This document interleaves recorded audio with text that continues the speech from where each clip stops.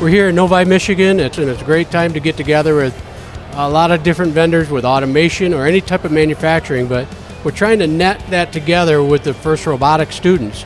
Get them involved, show them what some of the real robots are out on the factory floor, and get them interested in continuing in that area. The Wobot team has been involved for 5 years, but this is the first time we've done an invitational like this.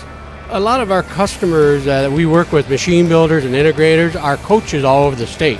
So they're pulling us in saying, hey, can you help us out with this robot? Do you have any sensors for it? So we find that the talent that's coming out of the First Robotics is amazing.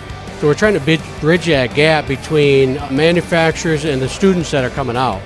So that's our goal, is network everybody together. Because I was a little worried about it because most of the vendors, how they were going to respond to the kids coming around, but they're actually engaging them, showing them the robots and showing them their automation, and it's neat to see it. I have not had a single complaint from a vendor.